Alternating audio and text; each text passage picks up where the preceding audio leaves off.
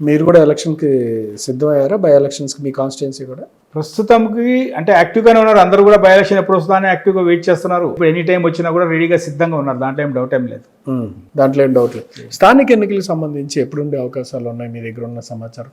స్థానిక ఎన్నికల్లో ఓవరాల్ తెలంగాణలో ఎంతవరకు బీఆర్ఎస్ పార్టీ అవకాశం ఉంటుంది? ఇప్పుడు స్థానిక సంస్థల ఎన్నికలు తీసుకుంటే కనుక ముందు సర్పంచ్ ఎన్నికలు గడపాలండి. చాలా కాలం నుంచి పెండింగ్ ఉంది అది. సర్పంచ్ ఎన్నికలు గడపడానికి వీటి వాటికి మిగతా 42% రిజర్వేషన్స్కి దీనికి లింక్ చేసుకుని కూర్చున్నారు. కోర్టు చెప్పింది కదా, సెప్టెంబర్ కోర్టు కూడా చెప్పింది, హైకోర్టు కూడా చెప్పింది. ఆగస్ట్ సెప్టెంబర్ స్టిల్ ఇట్లాగా ప్రొలాంగ్ అవుతుంది. బట్ మాకున్న సమాచారం as far as municipality is concern ఇది ఏంటంటే మెర్జ్ అవుతుంది, కార్పొరేషన్ అవుతుంది అని అంటున్నారు. ఒక కార్పొరేషన్ అవుద్దా, 2 కార్పొరేషన్లు అవుద్దా, ఏంటి అన్నది ఇంకా క్లారిటీ లేదు.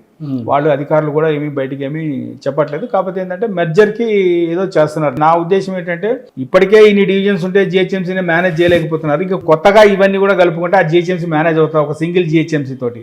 Just impossible. పరిపాలన పరంగా చాలా ఇబ్బంది పరుస్తుంది.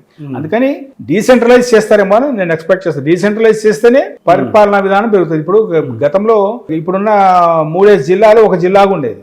ఇప్పుడు పరిపాలన సౌలభ్యం కోసం జిల్లాలను సపరేట్ చేసి ఇప్పుడు వీళ్ళు కాన్సన్ట్రేషన్ చేస్తే ఉపయోగం ఎవరికి ఉపయోగం లేదు, ఇబ్బంది వస్తుంది. అందుకని నేను అనుకోవడం ఏంటంటే ఒకవేళ కార్పొరేషన్ స్థాయికి తీసుకొచ్చినా కూడా దాన్ని ఏంటంటే నేను అనుకోవడం ఏంటంటే ఏమైనా డివైడ్ చేస్తారేమో. మొత్తం జిహెచ్ఎంసీ కూడా it's just impossible, they can't manage.